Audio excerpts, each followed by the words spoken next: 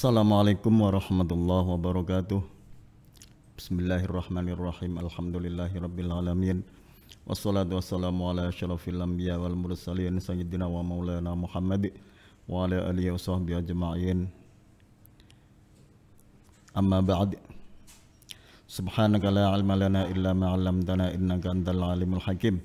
Allahumma anfa'na bima 'allamtana wa 'allimna ma yanfa'una wa zidna 'ilma. Allahumma akhrijna min dhulumatil wahm wa akrimna binuril 'ilm waftah 'alaina bima'rifatil fahm. Rabbana subhanaka la 'ilma lana illa ma 'allamtana innaka antal alimul hakim. Pemirsa Demak TV rahimakumullah, malam Ramadan ke-24 mari kita mengkaji tentang syarat-syarat sholat sebelum masuk ke dalamnya.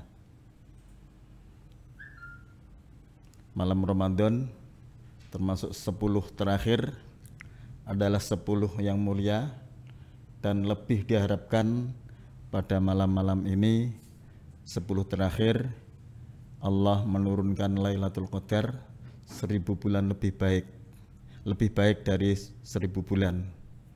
Untuk itu marilah kita penuhi malam ini dan seterusnya sampai akhir Ramadan agar Allah memberikan kita mendapatkan titel ataqah minan nar, amin Allahumma amin.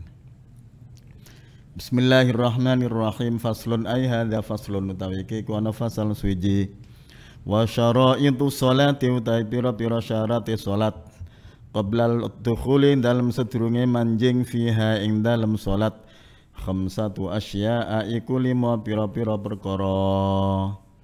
Salat sebelum masuk, sebelum takbiratul ihram harus ada 5, ini terpenuhi semua. Pertama, thaharatul a'dha'i, iya sucine pira-pira anggota.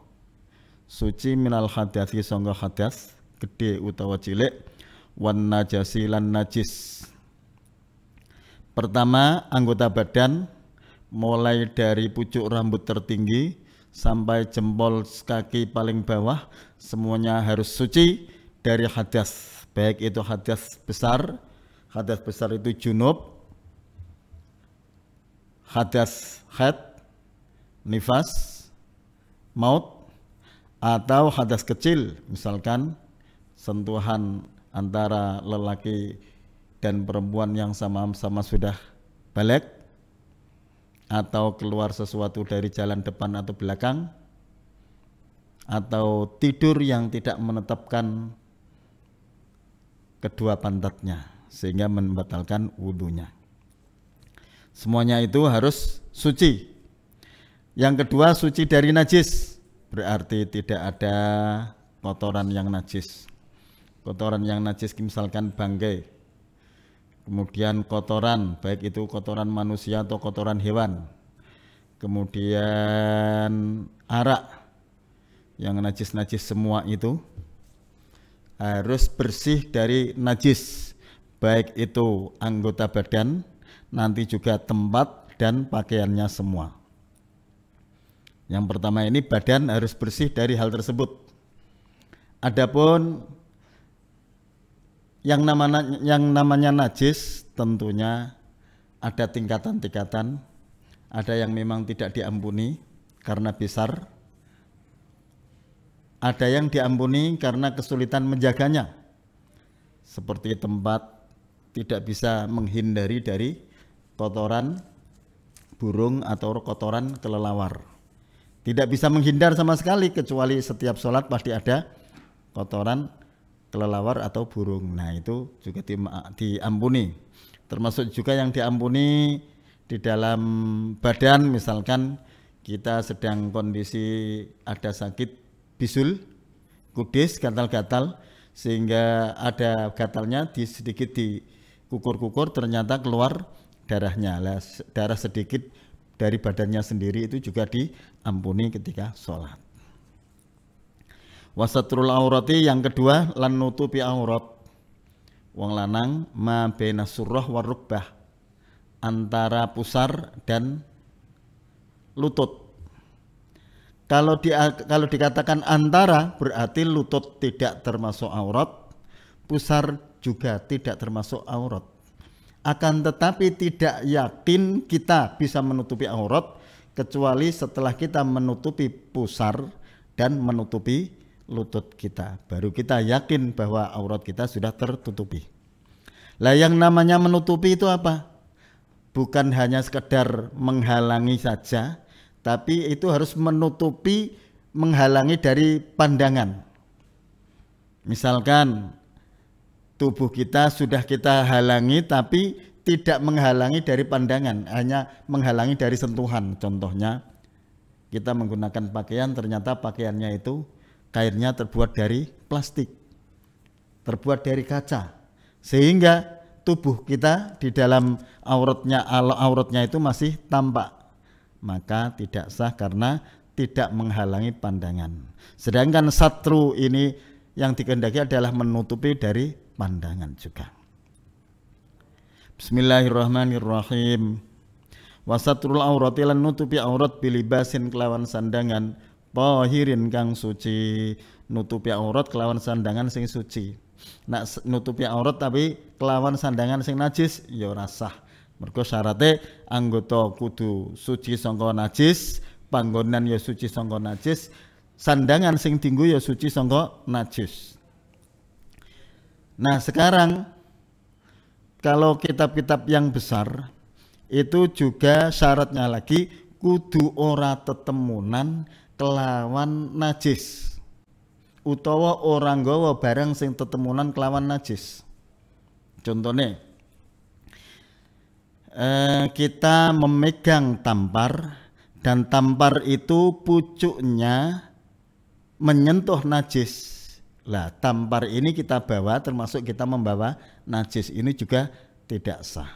Karena apa? Kita berhubungan dengan sesuatu yang berhubungan dengan najis. Ini berbeda dengan kalau tidak membawa. Misalkan ada tampar yang ujungnya itu kena najis, tapi hanya kita injak saja, sehingga kita tidak tergolong orang yang membawa sesuatu yang bertemu dengan najis, maka tidak apa-apa karena hanya menginjak. Bismillahirrahmanirrahim. Jadi yang kedua tadi menutupi aurat dengan pakaian yang suci. Yang namanya menutupi harus menghalangi pandangan. Dengan pakaian yang suci berarti tidak boleh dengan pakaian yang najis. Lan nutupi niku kadare kudu sekira wong jagongan delok ora ketok aurate. Dengan demikian misalkan ada sedikit lubang, tapi orang jagongan omong-omongan adep-adepan melihat tidak kelihatan auratnya karena saking kecilnya lubang itu, maka tidak masalah. Misalkan sedikit orang yang kebiasaannya merokok, terkadang ada percikan api kecil kemudian melubangi pakaian. Tapi lubang itu kan cukup kecil sehingga orang bermuajahah, jagong-jagong, bertatap muka melihat lubang itu tidak kelihatan auratnya, maka diampuni, tidak masalah. Kecuali kalau lubangnya itu sekitar misalkan sekian milimeter, apabila kita jagongan tampak sekali auratnya, itulah tidak sah. Wal wuqufu lan nomor 3 ngadeg ala makanin yang atase panggonan tahirin kang suci. Ngadeg niku tentunya bagi orang yang mampu berdiri. Kalau enggak mampu berdiri ya duduk. Kalau enggak bisa duduk berbaring. Kalau enggak bisa berbaring terlentang lumah-lumah. Dengan isyarah kepalanya dianggukkan, dan ketika sujud lebih menganggukkan daripada ketika rukuk. Kalau enggak bisa isyarah dengan menganggukkan kepala, ya cukup dengan pelapuk mata. Kalau enggak bisa, ya menjalankan rukun-rukunnya sholat di dalam hati. Misalkan baca Fatihah dalam hati, rukuk dalam hati, sujud dalam hati, semuanya dalam hati, karena memang tidak mampu. Bukan berarti rukun sholat dijalankan dengan hati karena memang kondisi mampu, tidak. Ini karena tidak mampu sama sekali, tidak mampu menggerakkan pelapuk mata, tidak mampu menggerakkan kepala dan lain sebagainya. Bagaimana? Ya dalam hati saja. Sepanjang nyawa masih dikandung badan, orang tersebut tidak ada alasan untuk meninggalkan sholat. Sekali lagi, tidak ada alasan untuk meninggalkan sholat. Mengundurkan sholat itu saja diperbolehkan kalau dengan alasan yang sangat kuat yang ada kaitannya dengan menyelamatkan nyawa. Misalkan ada orang tercebur di sungai, kalau tidak diselamatkan maka akan mengakibatkan tewasnya orang tersebut. Bagaimana? Boleh menyelamatkan orang tersebut walaupun harus mengundurkan sholat. Tapi keharusan loh itu ya, berarti fardunya fardu ain. Atau menyelamatkan orang dari kebakaran, atau menyelamatkan orang dari dimakan hewan buas dan lain sebagainya. Kalau kaitannya dengan menyelamatkan nyawa, maka boleh mengundurkan sholat. Itu saja kalau memang tidak ada waktu yang cukup untuk melakukan sholat. Bismillahirrahmanirrahim. Jadi sekali lagi tidak ada alasan untuk mengundurkan waktu sholat sehingga habis waktunya, tidak ada sama sekali. Karena di dalam Al-Quran itu Allah ngendika, Inna sholata kanat 'alal mu'minina kitaban mawquta. Kata-kata kitaban itu berarti difardukan Allah, sudah tercatat. Sesuatu yang sudah tercatat itu sudah tidak bisa dihapus. Berarti tidak mungkin ada alasan yang untuk meninggalkan sholat bagi manusia sepanjang orang masih hidup. Karena apa? Dia tidak bisa berdiri, boleh duduk, boleh baring, boleh terlentang dan seterusnya. Tidak ada alasan untuk meninggalkan sama sekali. Contohnya lagi yang tidak bisa ditinggalkan, misalkan apa? Puasa. Puasa dan kutiba alaikumus syamu. Artinya kutiba itu sudah difardukan, diwajibkan dan dicatat. Kalau sudah dicatat tidak bisa gugur, tidak ada alasan untuk meninggalkan puasa sama sekali. Paling diperbolehkannya karena dia tidak mampu puasa. Lah bagaimana? Pasti ada penggantinya. Kafarat mungkin. Nah, bagi orang yang sudah tua karena tidak ada harapan disembuhkan atau tidak ada harapan sembuh, itu bagaimana? Membayar 1 mud setiap hari. Itu bagi orang tua yang tidak ada harapan sembuh. Kalau orang yang mestinya masih sehat tapi pada hari ini mungkin karena kerja sangat berat sekali, mungkin karena bepergian, mungkin karena sakit, bagaimana? Ya tidak puasa tapi harus qadha. Berarti tidak ada alasan untuk meninggalkan sama sekali. Jadi yang namanya puasa itu kalau tidak puasa pasti kafarat 1 mud, atau kalau tidak kafarat mud pasti dia wajib mengqadha. Berarti tidak ada alasan untuk menggugurkan puasa sama sekali. Sebagaimana sholat itu. Berbeda dengan haji. Kalau haji orang mampu tidak haji gitu saja. Bismillahirrahmanirrahim. Seperti zakat juga, kalau orang tidak mampu ya tidak zakat, nggak ada penggantinya sama sekali. Tapi kalau sholat tidak ada alasan untuk meninggalkan.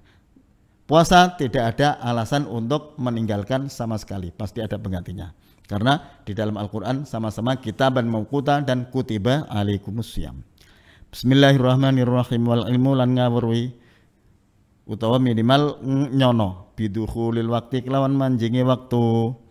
Nomor 3, orang sholat itu harus mengetahui bahwa waktunya itu sudah masuk. Kalau dia belum yakin atau belum punya persangkaan waktunya masuk, angger sholat, walaupun kenyataannya waktunya sudah masuk, tapi kalau kamu meyakini atau persangkaan Anda dikira belum masuk, maka sholatnya tidak sah. Wong mengira waktunya belum masuk, tapi angger masuk sholat. Kenyataannya memang benar-benar sudah masuk waktunya, bagaimana? Enggak sah sholatnya. Kenapa? Karena al-ibrah fil ibadah bima fi nafsil amri wa bima fi dhannil mukallaf. Di dalam ibadah itu sing direken, sing dihitung pertama adalah 1, ma fi nafsil amri, kenyataan. Yang kedua, ma fi dhannil mukallaf, menurut persangkaan. Jadi menurut persangkaan harus sudah masuk, dan yang kedua kenyataannya. Beda dengan akad muamalah. Kalau muamalah Yang penting bima fi nafsil amri, la bima fi dhannil mukallaf. Misalkan Anda menduga bahwa uang ini adalah milik orang lain, tak sikat wae, tak colong, tak tunggu tuku pakaian. Ternyata uang saya sendiri. Bagaimana sah? Kenapa? Karena kenyataan uang Anda sendiri, walaupun menurut Anda, persangkaan Anda itu dikira milik orang lain. Lah ini sudah sah. Sekarang dibalik, dikira milik saya, ternyata uang milik orang lain, kemudian saya belikan. Bagaimana? Tidak sah. Kalau tidak sah berarti diminta kembali uang tersebut dikembalikan. Yang namanya tidak sah, ya tidak sah, uang tersebut dikembalikan. Nah, itu namanya apa? Darkus saman. Jadi mengembalikan harga, atau darkul mabe', mengembalikan sesuatu yang dijual karena apa? Kenyataan bukan milik sendiri. Kalau kenyataan bukan milik sendiri kan tidak bisa ditasarrufkan. Nah, itulah harus dikembalikan. Bismillahirrahmanirrahim. Wastiqbalul qiblati lan madhep kiblat. Terakhir madhep kiblat. Madhep kiblat itu ya nek cara wong Demak ngene niku, nek secara tepatnya ya madhep ngulon arah ke utara 24 derajat 25 menit. Nah, kalau kira-kira menghadap ke barat, pokoknya miturut persangkaan niki pantes wis madhep kiblat ke Ka'bah ya sudah cukup. Karena apa? Yang namanya istiqbal, menghadap niku menjadikan sesuatu di depannya. Itu namanya sudah menghadap. Contohnya saya ini menghadap ke sana. Di depan saya ada kamera, di sebelah kanan juga ada perangkat, di sebelah kiri juga ada pemerangkat. Ini semuanya dikatakan saya menghadap kepada barang-barang tersebut. Kenapa? Karena barang-barang tersebut berada di depan saya. Setiap barang yang ada di depan saya, maka saya namanya menghadap.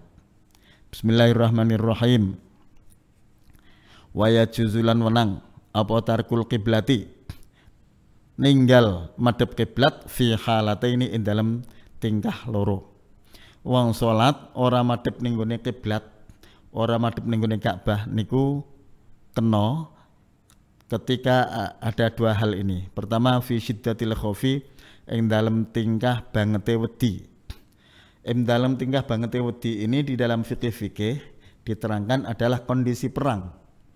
Perang itu ada kalanya musuh berada di arah kiblat, ada kalanya musuh berada di selain arah kiblat. Maka pertama, apabila musuh berada di arah kiblat, ditafsil tentara kita separuh bisa membandingi kekuatan mereka atau tidak. Kalau separuh bisa membandingi kekuatan mereka, maka kita bergantian, yang separuh menjaga, yang separuh sholat dulu. Kalau tidak kuat membandingi separuh, berarti bersama-sama sholat dengan menghadap kiblat, karena menghadap kiblat otomatis menghadap kepada musuh. Semua berjamaah sholat, bertakbir bersamaan, kemudian ketika rukuk, nanti separuh rukuk, shaf pertama, shaf pertama bangun dari rukuk, kemudian sujud, kemudian bangun dari sujud, barulah yang shaf kedua mengikuti rukuk, bangun sujud kembali. Itulah kalau musuh berada di arah kiblat dan jumlah tentara kita separuh cukup. Kalau separuh cukup, itu sholat separuh, yang separuh menjaga. Kalau tidak cukup, berarti harus sholat bersama-sama dulu takbirnya, tapi ketika rukuk dan sujud bergantian. Nanti salamnya berbarengan. Ini kalau jumlah separuh kita tidak cukup untuk membandingi mereka. Kalau separuh saja sudah cukup untuk membandingi, bagaimana? Separuh sholat, separuh menjaga. Ini kalau memang musuh berada di arah kiblat. Kalau musuh berada di selain arah kiblat, bagaimana? Ya, yang Satu, jumlahnya apakah cukup atau tidak. Kalau cukup berarti ya sholat bergantian, kalau tidak cukup nanti maka sebisanya. Yang ketiga, apabila musuh sudah iltihamul harbi, karena sudah berkecamuk, maka kita sudah sholat lanjutkan sambil berperang, sambil bergerak semungkinnya, menghindar, lari, berdiri, dan semuanya semungkinnya Anda sholat karena menjaga dari musuh tersebut. Tidak mungkin kita melarikan diri dan kita tidak mungkin untuk berdiam saja hanya untuk sholat. Bagaimana? Harus melawan musuh dulu. Pertama, niku jenenge fi syiddatil khauf wa fin nafilati lan ing dalem salat sunat. Salat sunat fi safari ing dalam lalungan ala rahilati ing atase kendaraan. Salat sunat ing atase kendaraan ketika dalam bepergian itu yang penting Allahu Akbar. Kita masuk salat takbiratul ihram menghadap ke kiblat dulu. Setelah itu kita menghadap menuju ke mana arah perjalanan kita, mengikuti arah kendaraan kita, baik itu menghadap atau berpaling atau membelakangi kiblat, tidak masalah. Yang penting pertama kali ketika takbir kita harus menghadap ke kiblat dulu.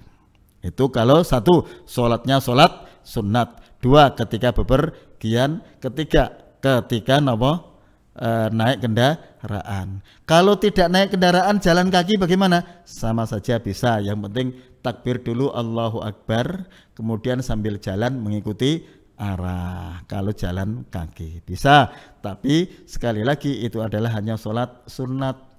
Kalau sholatnya fardu tidak bisa, harus meluangkan waktu. Faslun utawi iki kuwana fasal suci. Wa arkanus sholati utawi pira-pira rukune salat. Tsamaniyata syara iku ana 18 rukunan apane rukune. Rukune salat iku ana 18. Wonten sing ngendikaken 15, 14. Itu karena diringkas. Misalkan berdiri tumak ninah, sujud tumak ninah, i'tidal tumak ninah. Lah tumak ninah itu diringkas saja. Kalau disebut semuanya ada 18 rukun. An-niyatu siji niat. Karena perbuatan amal apapun harus dengan niat. Innamal a'malu binniyat wa innamal likulli imri'in ma nawa. Faman kanat hijratuhu ilallahi wa rasulihi fahijratuhu ilallahi wa rasulihi. Wa man kanat hijratuhu ila dunyan yusibuha aw imra'atin yankihuha fa hijratuhu ila ma hajara ilaih. Maka niat harus, dan niat di dalam salat itu satu harus ada unsur qasdu, niat salat. Jadi nawa itu sholata terus utawa usolli itu namanya qasdu. Yang kedua harus fardiyah, misalkan usolli fardol, nah itu namanya ada qasdu, ada fardiyah. Yang tiga harus ta'yin, misalkan zuhur. Berarti minimal niat itu adalah usolli fardol zuhri, itu cukup. Adapun ketika kita menjadi imam disunnahkan imaman lillahi ta'ala, atau ketika kita menjadi makmum maka wajib makmuman lillahi ta'ala. Akan tapi minimal kalau dia sendirian atau menjadi imam harus usolli fardol zuhri. Ada qasdu usolli, ada fardhon niatul fardiyah, ada adzuhra namanya ta'yin, menentukan sholatnya itu sendiri. Sedangkan niat itu adalah berada di dalam hati. Adapun usolli itu adalah ijtihad Imam Syafi'i yang menyatakan bahwa melafalkan niat usolli fardhu zuhri hukumnya sunat. Kenapa? Untuk membantu menolong hati agar mudah memasukkan niat. Akan tapi menurut Imam Abu Hanifah dan lain-lain ulama mengatakan tidak disunatkan. Maka perbedaan itu tampak sekali ketika kita sholat di Masjidil Haram, Masjid Nabawi. Itu mereka dari orang-orang Timur Tengah tidak ada yang membaca usolli kecuali orang-orang Yaman mungkin. Mereka langsung Allahu Akbar, langsung tidak kelihatan usollinya. Tapi kalau orang Indonesia, Malaysia, Singapura, Brunei, Bangkok mungkin usollinya itu kelihatan sekali. Kenapa? Mengikuti Imam Syafi'i yang hasil ijtihadnya mengatakan melafalkan usolli disunatkan untuk membantu hati di dalam niat. Bismillahirrahmanirrahim. Wal qiyamulan ngadeg kanggone wong sing mampu ngadeg ma'al qudrati sartane mampu. Nek ora kuwasa ngadeg ya lungguh. Nek ora iso lungguh turun miring. Turun miring sirahe dokoke lor. Sekali lagi, sholat itu tidak ada bagi manusia alasan untuk meninggalkannya. Wong hanya untuk mengundur dari waktu sholat saja tidak boleh, apalagi sampai meninggalkan, tidak boleh. Tidak ada alasan itu sama sekali itu. Bismillahirrahmanirrahim. Wa takbiratul ihram lan takbiratul ihram. Allahu Akbar. Tidak boleh dirubah sighotnya, kecuali hanya ditambah yang tidak merubah maknanya. Allahu Jalla Akbar, Allahu Jalla wa Azza Akbar boleh. Allahul Akbar boleh. Yang tidak boleh Allahu Kabir boleh. Kalau Akbarullah khilaf, ada yang mengatakan boleh, ada yang mengatakan tidak boleh karena tidak merubah makna. Kalau yang Allahu Kabir tidak boleh. Nah sekarang panjangnya Allah, ingat-ingat ada orang yang terlalu panjang Allahu Akbar melebihi 3 alif setengah atau melebihi 7 harokat, itu batal. Atau mengurangi 1 huruf, contohnya Allahu Akbar, tidak ada matnya sedikit sama sekali, tidak ada. Mestinya kan Allahu Akbar, panjangnya jangan terlalu. Beda dengan ketika takbiratul intiqal, misalkan dari bangun dari sujud kemudian menuju ke berdiri, itu kan waktunya cukup panjang. Nah itu takbiratul intiqal boleh dipanjangkan Allahu Akbar, baru sampai ke mendekati berdiri, takbirnya dilepas. Tapi kalau takbiratul ihram cukup Allahu Akbar, nggak usah panjang-panjang. Bismillahirrahmanirrahim. Sekali lagi bahwa Allahu Akbar itu lafal yang disebut pertama kali adalah Allah, lafdzul jalalah. Kita wajib belajar mengucapkan lafal jalalah Allahu dengan benar. Dan apabila kita tidak mampu, wajib belajar sekuatnya. Sehingga nanti apabila cacat, apakah itu karena tidak mau belajar atau karena sudah belajar tapi tetap tidak mampu. Karena apa? Tidak sedikit orang yang tampaknya itu pandai, tapi ketika membaca Allah itu tampak sekali bahwa yang dibaca itu bukan lafal jalalah atau lam yang dibaca tafkhim, tapi malah wawu, Allahu Akbar. Perhatikan bedanya apa? Kalau orang yang mengucapkan Allahu Akbar dengan benar, itu kedua bibirnya yang bawah tidak diangkat, berbeda dengan Allah. Allah itu kalau berganti dengan wawu, itu pasti bibir yang bawah akan diangkat hampir menyentuh bibir atas Allah. Allah, lah itu enggak benar itu. Dan kalau tidak benar maka harus belajar terus. Lebih baik Allahu Akbar daripada Allahu Akbar.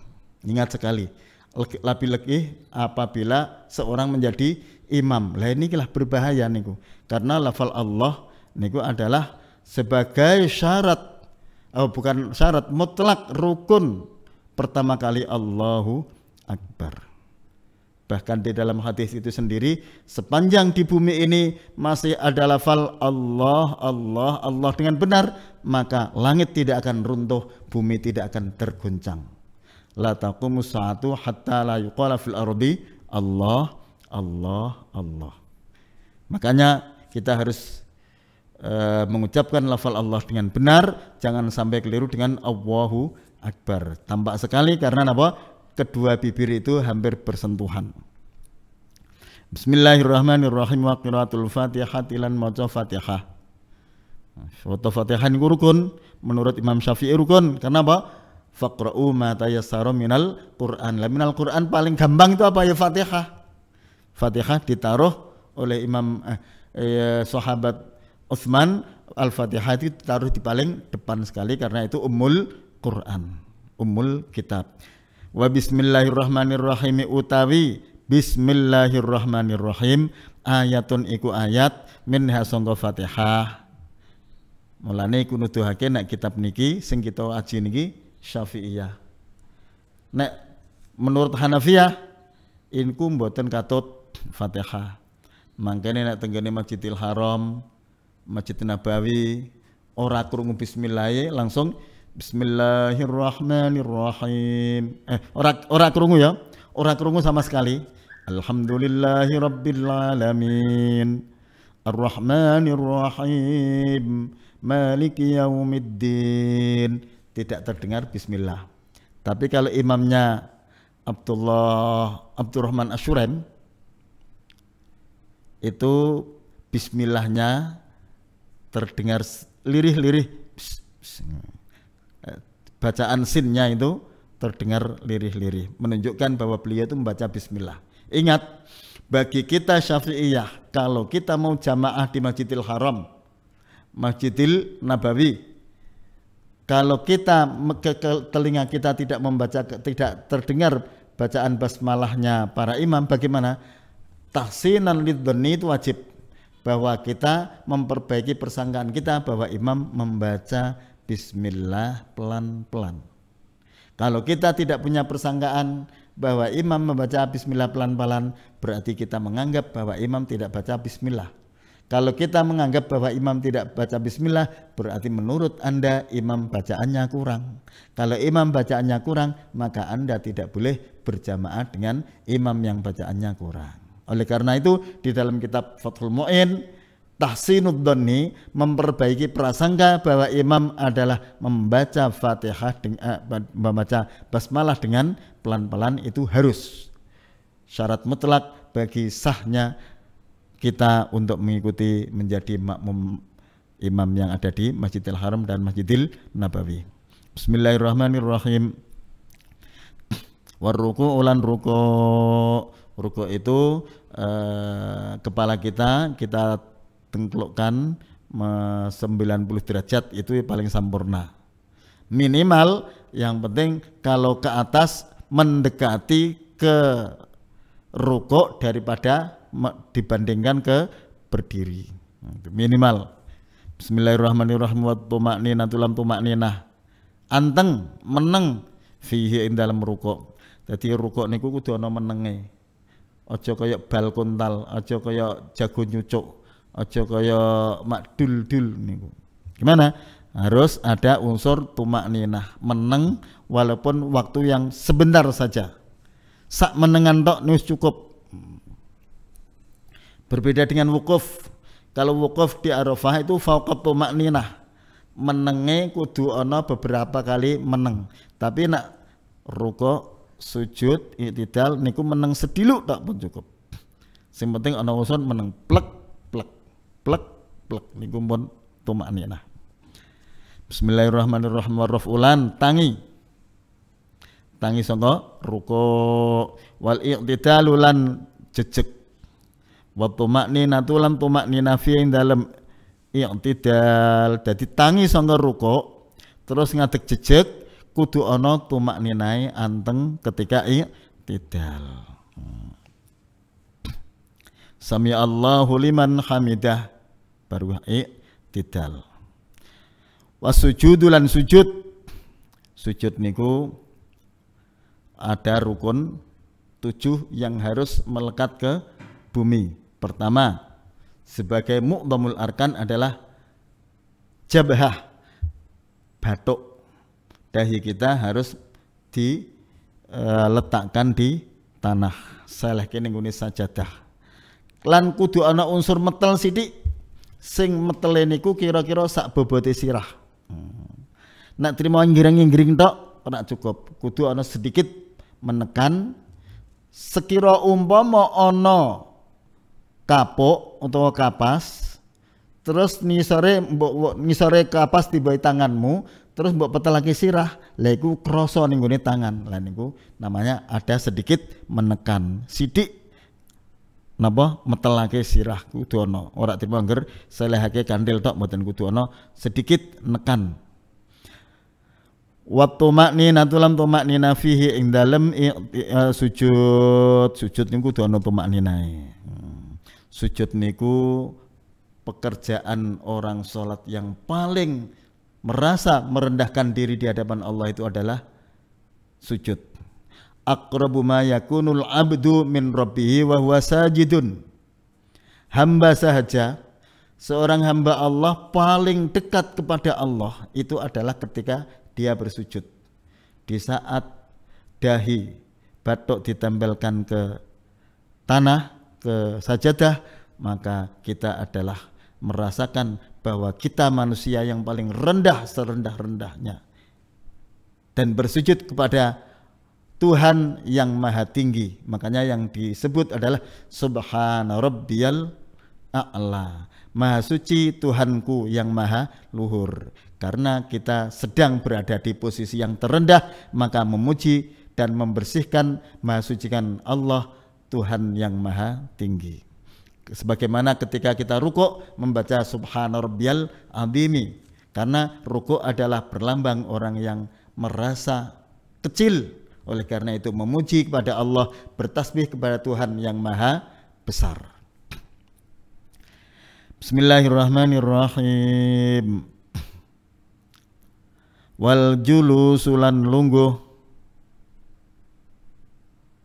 baina sajdataini ing dalam antarane sujud loro. Sujud terus bangun dari sujud lungguh sik. Lah lungguh niku kudu ana wa tumakninatu lam tumaknina fihi ing dalam julus baina sajdatain. Jadi lungguh antarane sujud loro niku kudu ana tumakninah. Di tengah-tengah tumakninah ada doa yang dibaca Rabbighfirli warhamni wajburni warfa'ni warzuqni wahdini wa'afini wa'fu anni. Di dalam sholat itu ada dua doa. Pertama ketika kita berdiri, ihdinas siratal mustaqim, ya Allah berilah kami hidayah menuju jalan yang lurus. Itu nama ketika berdiri kita sedang berdoa. Yang kedua ketika kita duduk antara dua sujud kita berdoa Rabbighfirli, ya Allah berikan kami maghfirah, warhamni berikan aku rahmatmu, wajburni dan berilah aku kecukupan, warfa'ni angkatkan derajatku, warzuqni berikan aku rizki, wahdini berikan aku hidayah, wa'afini berikan aku afiah sehat selamat, wa'fu anni dan berikan aku ampunan. Berdoa depan diberi Rabbighfirli, mohon maghfirah pada Allah, terakhir ditutup dengan wa'fu anni, berikan aku maaf ampunan. Itu artinya bahwa doa yang paling utama dan paling pertama harus diucapkan oleh manusia memohon kepada Allah adalah mohon ampunan dan mohon ampunan. Karena apa? Manusia itu sifatnya selalu salah kepada Allah Subhanahu wa taala. Maka Rabbighfirli dan wa'fu anni, pembukaan dan penutupnya selalu memohon Allah untuk berikan ampunan. Bismillahirrahmanirrahim. Wal julusulan lungguh al akhiru kang akhir. Lungguh akhir niku lungguh nalika tahiyat. Lungguh nalika tahiyat sing akhir niku lungguh niku termasuk rukun. Berarti tahiyat akhir harus dibaca sambil duduk. Kalau tahiyat akhir dibaca sambil berdiri tidak sah sholatnya. Beda dengan tahiyat awal karena itu tidak rukun, maka dibaca boleh, tidak juga boleh. Umpama dibaca ketika berdiri tidak membatalkan, hanya tidak mendapatkan kesunatannya, gitu saja. Wa tasyahhudu lan maca tasyahud Maca tasyahud niku asyhadu alla ilaha illallah wa asyhadu anna muhammadar rasulullah. Fihi ing dalam julus akhir. Jadi ketika kita duduk yang terakhir salat kita, berarti rakaat kedua untuk salat subuh, rakaat ketiga untuk salat maghrib, rakaat keempat untuk yang zuhur, asar dan isya, itu harus ada julus akhir. Di dalam julus, di dalam duduk itu wa tasyahudu fi membaca asyhadu alla ilaha illallah. Makanya prakteknya bacaannya itu adalah minimal at-tahiyyatu lillah, salamun alaika ayyuhan nabiy wa rahmatullahi wa barakatuh, salamun alaina wa ala ibadillahis salihin. Itu tahiyatnya asyhadu an la ilaha illallah wa asyhadu anna muhammadar rasulullah. Itu namanya tasyahud, dari at-tahiyyatu sampai wa anna muhammadar rasulullah. Kalau komplitnya at-tahiyyatul mubarakatus sholawatut thayyibatu lillah. Ketika kita tasyahud, itu adalah posisi yang paling khudu' DP ning gone ngarsane Allah. Kita harus menekuk lutut kita. Kita harus memanjatkan jari-jari kanan kita, sedangkan kaki yang kiri kita duduki atau ditempelkan kepada tanah. Itu menunjukkan bahwa di saat hamba menghadap kepada Allah dalam kondisi hamba yang merasa paling rendah, merasa paling kecil, merasa paling tidak mampu, merasa paling tidak bisa apa-apa, itu adalah orang membaca tasyahud. Makanya yang dibaca pertama kali adalah at-tahiyyatul mubarakatus sholawatut thayyibatu lillah, menghormati kepada Allah dengan penghormatan yang mubarakat, sholawat thayyibat yang setinggi-tingginya, yang sebagus-bagusnya, yang penuh dengan barokah milik Allah lillah. Setelah kita tahiyat, hormat kepada Allah, kemudian assalamualaikum ayyuhan nabiyyu wa rahmatullahi wa barakatuh. Menyampaikan salam Allah, menyampaikan rahmat Allah, menyampaikan barakah Allah untuk Kanjeng Nabi Muhammad sallallahu alaihi wasallam. Setelah itu barulah untuk diri kita sendiri, assalamu alayna wa ala ibadillahis sholihin. Salam dari Allah buat kita dan hamba-hamba Allah yang soleh. Jadi pertama harus untuk Allah, kedua untuk Rasulullah, ketiga baru untuk kita. Pemirsa Demak TV rahimakumullah, di dalam tahiyat itu ada assalamu alayka ayyuhan nabiyyu. Berarti kita sedang berkomunikasi kepada Rasulullah dengan kalimat alaika, itu adalah mukhatab, yang mana apabila kita berbicara kepada makhluk selain Rasulullah itu membatalkan sholat. Misalkan khudil kitab biquwwah, ambil kitab dengan kuat. Itu kalau kita niati berbicara kepada orang lain batal sholatnya. Misalkan kulu washrabu, minum, makan, tapi dengan niati mukhatab kepada orang lain itu batal.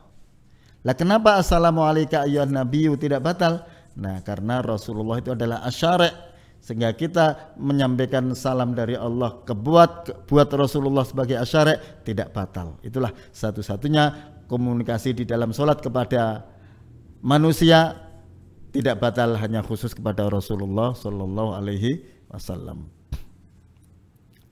Bismillahirrahmanirrahim.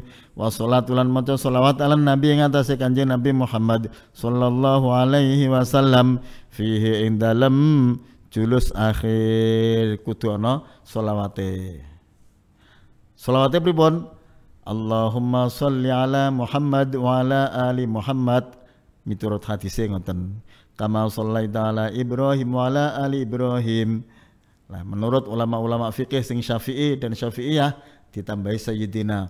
Allahumma sholli ala sayyidina Muhammad wa ala ali sayyidina Muhammad, kama shallaita ala sayyidina Ibrahim wa ala ali sayyidina Ibrahim. Menggunakan sayyidina. Bagaimana? Ya apik-apik wae, wong mulyakake Kanjeng Nabi, menghormati Kanjeng Nabi, ngalem Kanjeng Nabi sebagai bendoro kita kok.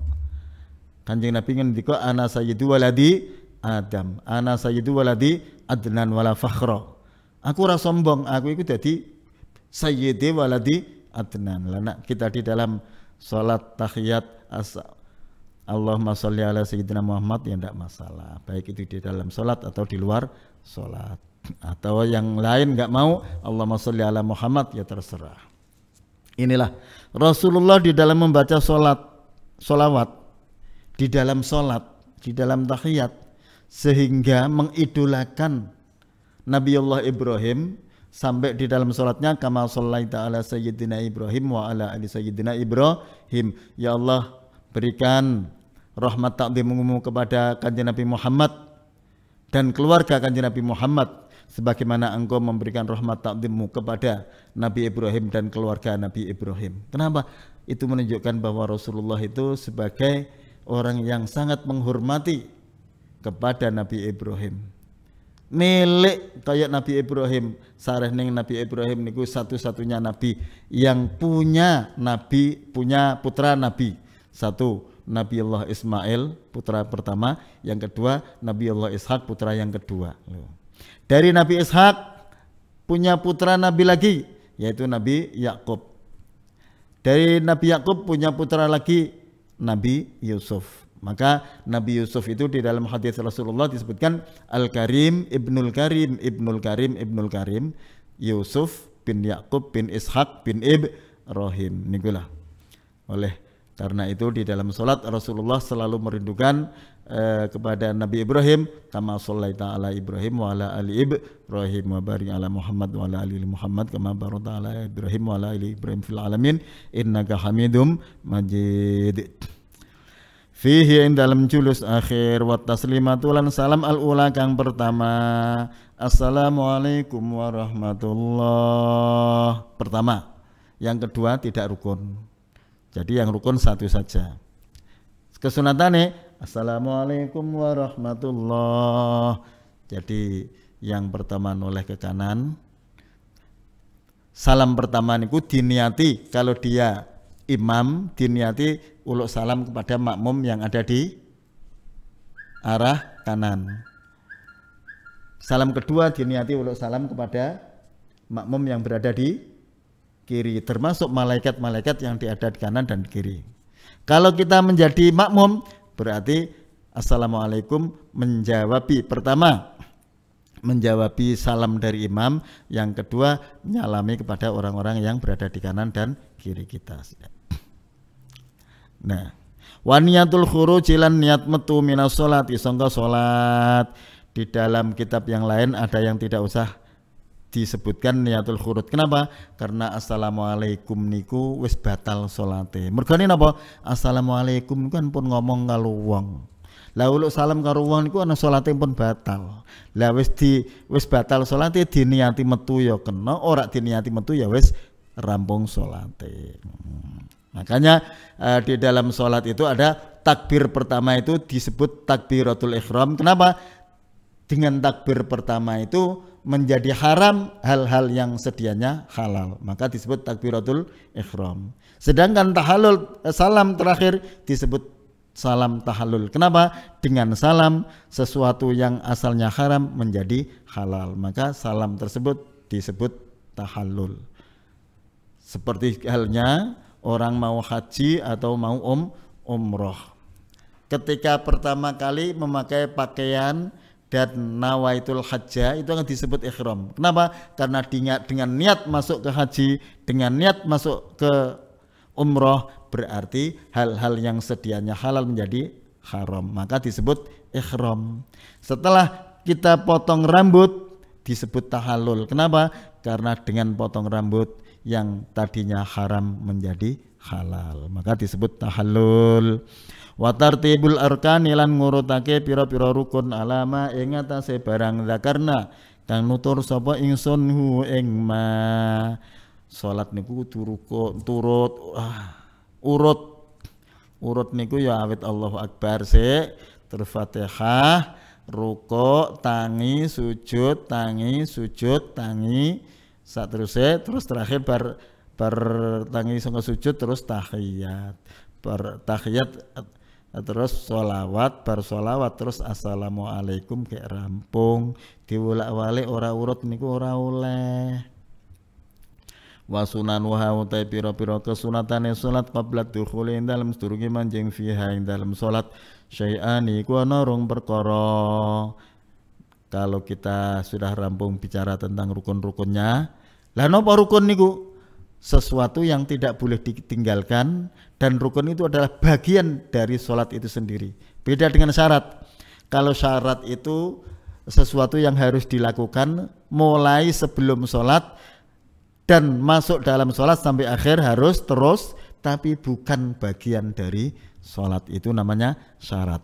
Tapi kalau rukun yaitu sesuatu yang bagian dari sholat yang harus dilakukan di dalam sholat itu, tidak boleh ditinggalkan. Apabila ditinggalkan tidak sah sholatnya. Kesunatane salat qabla dukhulin dalam sedurunge manjing fiha ing dalam salat syai'an iku ana rong perkara. Kesunatane sedurunge salat iku ana loro. Siji al adzan wa adzan. Allahu akbar, Allahu akbar. Adzan itu kalimatnya mula-mulanya itu tidak ada langsung hadis dari Rasulullah yang menjelaskan kalimat untuk adzan. Akan tapi karena ada sahabat yang bermimpi, dalam bermimpi itu ada orang yang menjual kentongan, kemudian ditanya, "Atabi'un nakus?" Apakah engkau menjual kentongan? Jawabannya tidak. Sebenarnya kentongan itu dimaksudkan untuk pertanda masuknya waktu sholat. Kemudian di dalam impian itu, apakah kamu suka atau mau apabila kami ajarkan kalimat-kalimat untuk pertanda masuk sholat? Mau. Bagaimana? Lafalnya Allahu Akbar, Allahu Akbar, Allahu Akbar, Allahu Akbar sampai terakhir. Lah kalimat tersebut diaturaken sahabat, kula wong ngimpi ngeten kula diaturi menawi menjelang sholat diperintah azan kon Allahu Akbar sampai la ilaha illallah. Pripun Kanjeng Nabi? Ya lakukan. Nah, berarti kalimat azan itu adalah hasil dari mimpi, diatur ke Kanjeng Nabi, kemudian diperintah Kanjeng Nabi. Itulah kalimat azan. Wal iqamatu lan iqamat. Azan dan iqamat adalah kedua-duanya disunatkan sebelum azan. Wa ba'da dukhuli lan ing dalem sause manjing fiya ing dalem salat syai'ani ku ana rong perkara. Rupane atasyahudul awwalu ya tasyahud awal. Tasyahud awal niku nggih nek cara Kang santri biasa tahiyat awal. Tahiyat awal niku rakaat kedua lungguh at-tahiyatul sampai asyhadu. Itu namanya tasyahud awal. Sunat. Lah kalau tidak dilakukan bagaimana? Sah salatnya. Cuman kesunatan itu ada yang apabila ditinggal diperintahkan untuk ditambali sujud sahwi. Ada yang ketika ditinggalkan tidak diperintahkan sujud sahwi. Lah termasuk tasyahud awal itu apabila ditinggalkan disunatkan ditambali dengan sujud sahwi. Itu menunjukkan bahwa kesunatannya itu lebih kuat daripada yang tidak ditambali dengan sujud sahwi. Wal qunut lan qunut fi subhi ing dalam subuh. Qunut ing dalam subuh niku nggih termasuk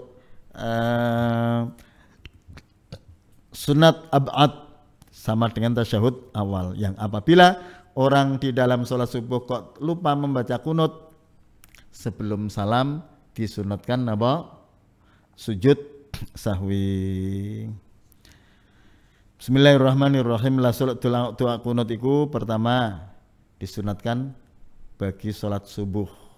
Niki mungguwe Imam Syafi'i, nek mungguwe Imam Abu Hanifah tidak disunatkan. Ngaten niki. Makanya orang-orang di Makkah, di Madinah itu sholat subuh kalau ada nazilah, kalau ada musibah baru membaca doa kunut, namanya kunut nazilah. Tapi kalau tidak ada musibah mereka tidak membaca kunut ketika sholat subuh.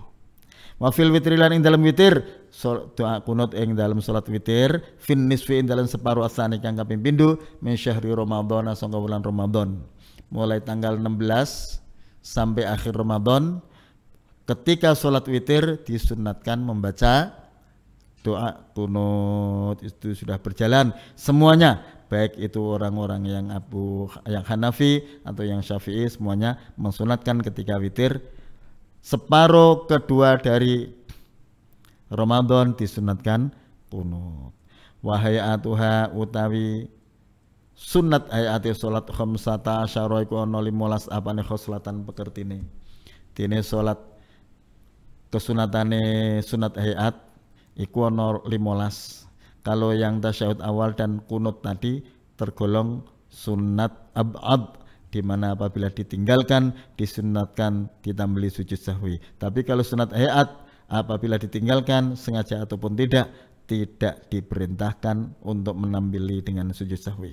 Pertama, raf'ul yadaini hiya ngangkat tangan loro inda takbiratul ihram, indal menalika takbiratul ihram. Allahu akbar. Kedua tangan diangkat. Jadi sekira jempol kanan kiri manceri pendel kuping kanan dan kiri. Allahu akbar bersamaan dengan meletakkan tangan di bawah dada kita semua. Bismillahirrahmanirrahim. Wa indar ruku'i lain indal menalika ruku'. Bar ngadeg bar maca surat-suratan ruku'. Lah ketika ruku' tangannya bar sedekap niku tadi diangkat lagi Allahu akbar menuju ke ruku'. Wa raf'ilan indalem nalika tangi minhu sangga ruku'. Nalika arep ruku' Allahu akbar tangane diangkat. Terus nalika ruku' kan tangane salahke ning gone dengkul. Lah tangi sangga ruku' diangkat meneh sami Allahu liman hamidah. Jadi maca sami Allahu liman hamidah tangane ya diangkat sama dengan ketika takbiratul ihram, sama dengan ketika mau ruku'. Wa wab'ul yamini lan nyelehaken tangan tengen ala shimali ngatasé tangan kiwa. Iki nek pas ngadeg maca Fatihah, maca surat-suratan, tangan tengen sing dhuwur, tangan kiwa sing ngisor. Niki wis kelaku bisa. Wa tawajjuhu lan maca doa tawajjuh. Tawajjuh niku inni wajjahtu wajhiya lilladzi fadaras samawati wal ard hanifan musliman wa ma ana minal musyrikin inna salati wa nusuki wa mahyaya wa mamati lillahi rabbil alamin. Ana sing ditambahi Allahumma ba'id baini wa baina khataayaya kama ba'adta bainal masyriqi wal maghrib. Ada yang ditambahi kabira walhamdulillahi katsira wa subhanallahi bukratan wa asila. Kalau ini wajjahtu itu hadisnya semuanya sudah mufakat. Tapi kalau mulai dari kabira ada yang tidak setuju, ada yang menggunakan hadis yang menggunakan kabira. Itu adalah perbedaan, tidak masalah. Bismillahirrahmanirrahim. Wal isti'adzatu lan maca isti'adzah.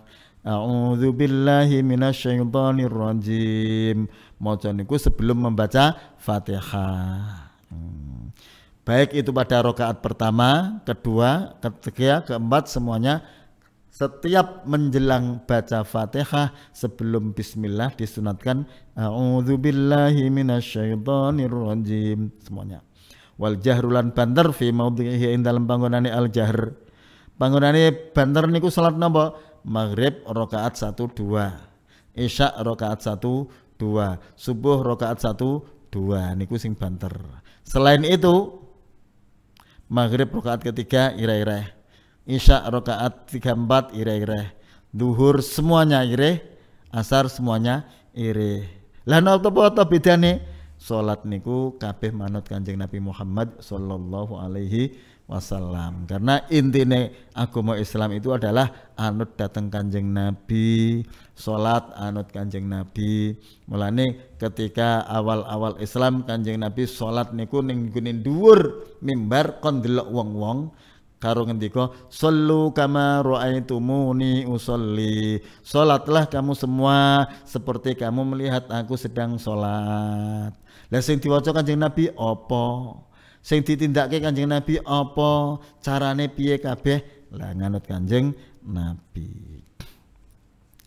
Wal israru lan iri-iri fi maudhihi indal panggonane israr. Wa ta'min lan maca amin. Menurut riwayat wong maca amin kok bareng-bareng makmum be imam niku diamini malaikat 70.000 malaikat. Nak wis diamini malaikat pirang-pirang berarti Gusti Allah mesti nyembadani merga malaikat iku kabeh sing dilampahake iku adalah perintah Gusti Allah. Lah nek malaikat kok ngamini berarti Gusti Allah yang ngamini. Nandakake nek Gusti Allah ngejabahi. Makanya kompak antara imam dan makmum agar membaca amin bersama-sama. Termasuk imam macane amin sing banter, makmume ben melu. Kompak mengundang malaikat puluhan ribu untuk bersama-sama membaca amin. Wa qiraatu suratilan maca surat-suratan ba'dal Fatihati dalam sawung Fatihah. Bar Fatihah walabdalin amin. Imam meneng se, makmum ben maca Fatihah. Makmum rampung maca Fatihah, imam lagi nerusake maca surat-suratan. Bismillahirrahmanirrahim. Qul huwallahu ahad boleh. Wong lagi maca bismillah tok diniati bismillah kanggo surat-suratan iku wis hasil kesunatane surat-suratan. Lah kesunatane pripun? Sing dawa ana sing nyunatake urut misalkan kuliah dengan idza jaa niku. Wonten sing kesunatane napa kuliah gandengane karo kulhu. Kesunatane nak subuh sabihis dengan napa hal ataka hadithul ghasyah. Itu semuanya mengikuti Rasulullah Muhammad sallallahu alaihi wasallam. Bedino kok macane kok kulhu terus ben. Maca kulhu niku wong sing akeh-akeh maca kulhu besok dina kiamat Gusti Allah nimbali ya madihallah. Hei wong-wong sing ngalam Gusti Allah mrene. Dadi wong maca qul huwallahu ahad niku termasuk golongane wong sing ngalam Gusti Allah. Nikilah wat takbiratu indar raf'i, waktunya sudah cukup. Mohon maaf sebesar-besarnya saya untuk pengajian malam Ramadan ini adalah terakhir. Kalau ada benarnya itu adalah pertolongan dari Allah. Mudah-mudahan kita bisa mengamalkan dengan baik. Apabila ada salahnya itu adalah kesalahan saya pribadi, kekurangan saya, mohon maaf sebesar-besarnya. Wallahul muwaffiq ila aqwamit thoriq. Wassalamualaikum warahmatullahi wabarakatuh.